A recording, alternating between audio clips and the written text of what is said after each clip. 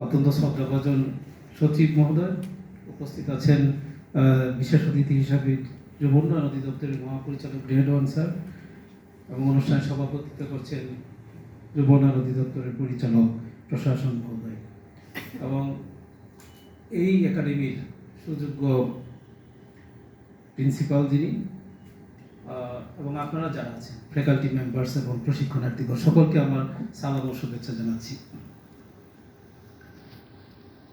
শুরুতে যে দু একটা কথা বলতে চাই। আমি অনেকবারই বলেছি, আপনারা আমার অনেকেই পরিচিত। আমি এসেছি এখানে দু একবার ক্লাস নেওয়ার জন্য এবং আপনাদের সাথে কথা বলার সুযোগ হয়েছে। এই যে 2 মাস ব্যাপী ট্রেনিংয়ের আমরা শুরু যেদিন করেছিলাম, সেই শুরু থেকে নিশ্চয়ই আপনাদের পরিবর্তন হয়েছে। পরিবর্তন হয়েছে তো? তো এই পরিবর্তনের জন্যই আসলে প্রশিক্ষণ দরকার। প্রশিক্ষণ হচ্ছে একটা রেগুলার প্রক্রিয়া। আমি যে লেভেলেই চাকরি করি না কেন, প্রত্যেক লেভেলে প্রশিক্ষণের প্রয়োজনীয়তা আছে। আমরা বলছি যে এই সেন্টারটা একটা সেন্টার অফ এক্সিলেন্স হওয়া প্রয়োজন, কিন্তু সেই সেন্টার অফ এক্সিলেন্স হওয়ার জন্য আরও যে ক্যাপাসিটি দরকার, সেই ক্যাপাসিটিগুলো বৃদ্ধি করাও আমাদের দরকার। সেটা আমাদের আজকে সকল নীতি নির্ধারণ মহোদয়গণ এখানে আছেন, ইনক্লুডিং মি। তো আমরা কিভাবে এটাকে আরও একটু এক্সপান্ড করতে পারি এবং সারা বছর ধরে নট অনলি বুনিয়াদী প্রশিক্ষণ, যে অন্য যে প্রশিক্ষণগুলো আছে সাবজেক্ট স্পেসিফিক, সেই প্রশিক্ষণগুলো হওয়া প্রয়োজন। আরেকটা বিষয় আমি যেটা জানতে পেরেছি, যারা বিশেষ করে প্রশিক্ষক হিসেবে কাজ করেন এইখানে, সিনিয়র ইনস্ট্রাক্টর বা প্রশিক্ষক, সিনিয়র প্রশিক্ষক, তাদের রেগুলার তাদের নিজস্ব সাবজেক্ট ম্যাটারের উপর প্রশিক্ষণের ওই রকম ব্যবস্থা নেই। তো এই বিষয়ে কিন্তু তাদের যে কারিকুলামগুলো তৈরি করা হয়, সেটার নিয়মিত একটা প্রশিক্ষণ তাদের থাকা প্রয়োজন বলে আমি মনে করি। যেমন এরিস্টটল বলেছিলেন, আমি একটু কোট করি, excellence is not but a habit. Excellent এরকম কোনো অ্যাক্ট না, মানে excellent is not a act, এরকম কোনো কাজ না, কিন্তু এটা হচ্ছে একটা হ্যাবিট, আমরা অভ্যাসে পরিণত করতে হবে। তাহলে এই অভ্যাসে পরিণত করতে হলে কি করতে হবে? অভ্যাসে পরিণত করতে হলে আপনাকে ট্রেনিং লাগবে। হ্যাঁ, শিক্ষা আমাদেরকে একটা নির্দিষ্ট বিষয় সাবজেক্ট ম্যাটারের উপরে আমাদেরকে শিখায়, কিন্তু আপনাকে যদি এক্সেলেন্স গ্রো করতে হয়, হ্যাবিট হিসাবে নিতে হয়, তাহলে আপনাকে নিয়মিত মানে প্রশিক্ষণ। আমরা বলেছিলাম না যে আমাদের একজন প্রশিক্ষণার্থী অলরেডি বলেছেন যে ওনারা এখানে শৃঙ্খলা শিখেছেন, আরেকজন বলেছেন যে এখানে কিভাবে ডেডিকেশন দিয়ে কাজ করতে হয় সেই বিষয়গুলোও আপনারা শিখেছেন। এই যে শিক্ষাটা গত 2 মাস বা আপনারা যারা 1 মাসের জন্য এসেছেন, সেটা যদি প্রাণে ধারণ করেন এবং নিজেরা এটাকে কাজে লাগান, এখানে যে শিখেছেন যে শৃঙ্খলাবদ্ধ জীবন, সেই জীবনটা যদি আপনি কন্টিনিউ করেন, ইভেন এই যে সকালে উঠে এক্সারসাইজ করা, আপনি জানি যে আমাদের অনেকেই আলসেমি করি, সকালে উঠতে চাই না বা এই মানে ফিজিক্যাল এক্সারসাইজটা করতেই চাই না। আপনাদের যাদের বয়স, আপনারা অনেকেই মোটামুটি মধ্য বয়সে চলে এসেছেন বা আমার মতোই।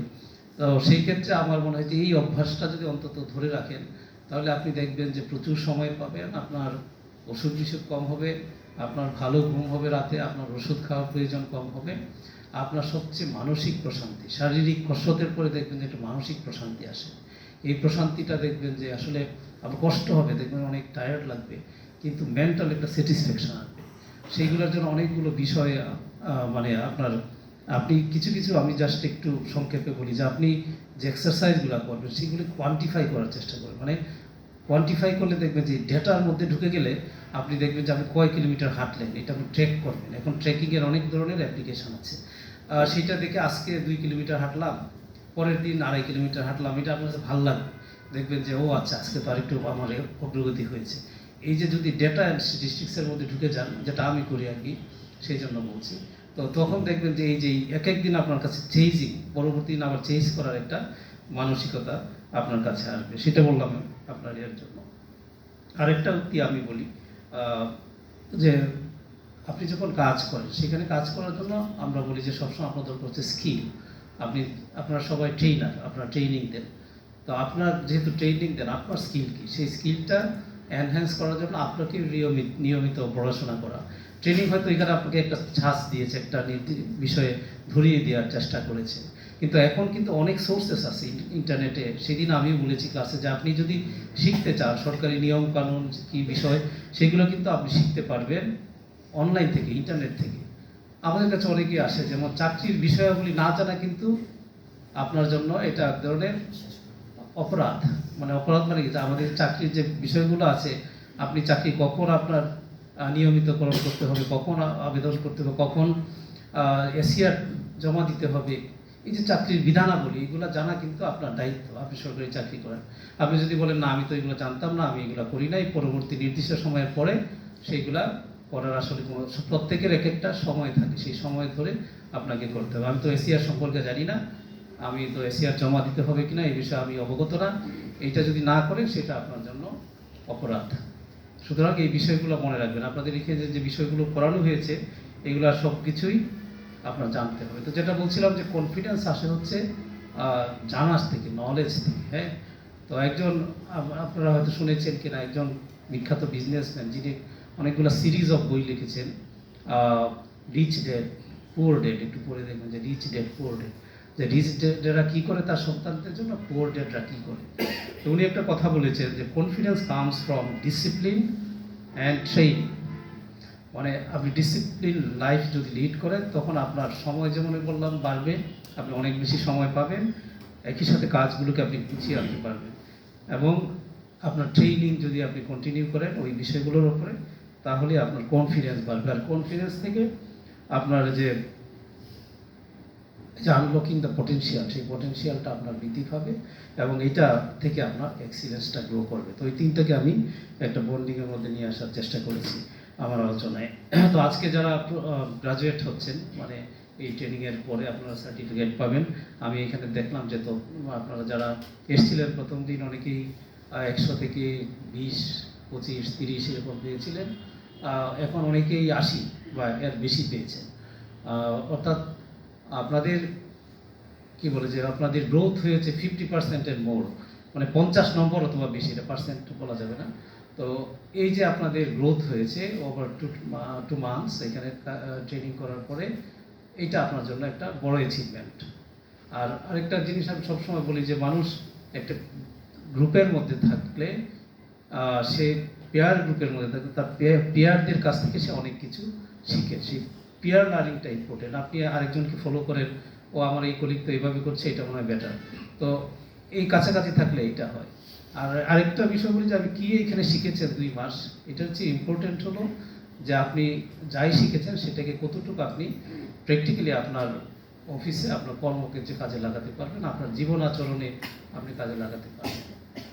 তো আমরা, আপনারা 2 মাস এখানে ট্রেনিং করলেন। আমার মনে হয় যে যাওয়ার সময়, আমি আবার প্রত্যেক সময় বলি যে যাওয়ার সময় হয়তো বা একটু খারাপ লাগবে যে 2 মাস অনেকে ফ্যামিলি ছেড়ে আসছেন, এখন দেখবে যে যাওয়ার সময় মনে হবে যে আরে এখানে তো ভালো ছিলাম 2 মাস। এই যে খারাপ লাগাটা, এই খারাপ লাগাটাও হচ্ছে এইখানকার যারা ট্রেনিং দিয়েছেন তাদের একটা অ্যাচিভমেন্ট, যে আপনাদের মধ্যে এই বন্ডিংটা সৃষ্টি করতে পেরেছেন, ভালো লাগাটা সৃষ্টি করতে পেরেছেন। এই একাডেমি ছেড়ে যাওয়া আপনাদের জন্য দেখবেন যে একটা খারাপ লাগবে যে না, ভালো ছিলাম এতদিন। তার মানে এটা আমি আবারও মানে তাদেরকে ক্রেডিট দিই যারা এখানে ফ্যাকাল্টি মেম্বার্স আছেন, যারা ট্রেনিং করেছেন, যারা ট্রেনার হিসেবে বিভিন্ন সময় এসছেন। আর সবচেয়ে বড় বিষয় হচ্ছে যারা এটার আয়োজন করেছেন এবং এটার পিছনে যারা পেট্রোনাইজ করেছেন, অধিদপ্তরের মহাপরিচালক স্যার এবং ডাইরেক্টর স্যার।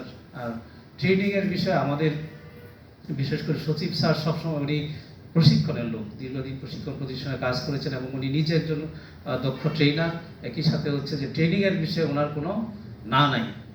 কাজেই ট্রেনিং যে কথাগুলো বললাম যে এটার সেন্টার অফ এক্সিলেন্স করার জন্য যত ধরনের প্রচেষ্টা যদি আমাদের কাছে, আমাদের মন্ত্রণালয়ের কোনো সহযোগিতা লাগে, সচিব স্যার অবশ্যই কোনো কারণেই, বা ট্রেনিংয়ের জন্য বাজেটও যদি লাগে, এক্সট্রা বাজেট প্রয়োজন হয়, সেটা অর্থ বিভাগ থেকে আমরা নিয়ে এসে সেটা দেওয়ার চেষ্টা করব। কাজেই ট্রেনিংয়ের বিষয়ে কখনোই না নাই, না বলা যাবে না। তো আমিও অনুরোধ করবো যুব উন্নয়ন অধিদপ্তর এবং একাডেমিকে আরও উদ্যোগ নেওয়ার জন্য, কীভাবে নতুন নতুন কোর্স ক্রিয়েট করা যায়, নতুন নতুন কোর্স চালু করা যায়। আরেকটা বিষয় ভুলে গিয়েছিলাম যে স্যার, এখানে একটা হতে পারে যে স্যার, এটা হচ্ছে যে আমার একটা প্রস্তাব, প্রশিক্ষণ একাডেমিতে অনেকেই কাজ করতে চায় না, অনেকে আগ্রহী না। মানে আমরা অভ্যস্ত অনেকেই, আমাদের যারা সরকারি চাকরি করি, যে আমি একটা অ্যাডমিনিস্ট্রেটিভ পজিশনে কাজ করব, যেখানে হচ্ছে যে আমি কমান্ড করতে পারবো, এই করতে কাজ করতে চাই না, আমরা কিন্তু কমান্ড করতে চাই ম্যাক্সিমাম লোক।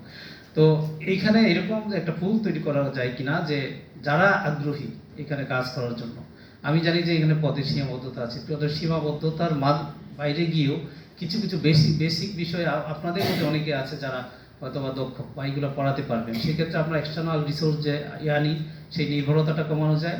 একই সাথে হচ্ছে আমাদের লোকজনদেরকে আমরা সুযোগ দিতে পারি, এবং এইখানে কিন্তু কাজ করার জন্য এক্সট্রা সময় দিতে হয়। 9টা 5টা অফিস না কিন্তু একাডেমিগুলোতে, এটা সব জায়গাতেই মানে এখানে অনেক এক্সট্রা সময় দিতে হয়। সেইটা যারা করতে আগ্রহী, এরকম যদি একটা পুল তৈরি করা যায়, সেইখান থেকে তাদেরকে নার্চার করা যায় বা তাদেরকে টিওটি দিয়ে এখানে সংযুক্ত করা যায়, সেই বিষয়টা হয়তো ভেবে দেখা যেতে পারে। এটা আমার একটা প্রস্তাব। তো আপনাদের সকলকে ধন্যবাদ জানিয়ে, বিশেষ করে আমাদের সম্মানিত সচিব স্যারকে ধন্যবাদ জানাই। উনি অত্যন্ত সকালে উঠে এখানে এসছেন এত দূর, এবং যারা আয়োজন করেছেন অধিদপ্তরের স্যারগণকে, এবং বিশেষ করে আপনাদেরকে, আপনারা যারা কষ্ট করে 2 মাস ট্রেনিং করেছেন এবং পরবর্তী চাকরির যে বিষয়গুলো সেগুলো নিয়মিত যথাসময়ে করবেন, প্রতিপালন করবেন, সেই বিশ্বাস রেখে এবং নিজের কাজের গতি আরও বাড়াবেন, সেই প্রত্যাশা রেখে আমি আমার বক্তব্য এখানে শেষ করছি। আপনাদের সকলকে ধন্যবাদ।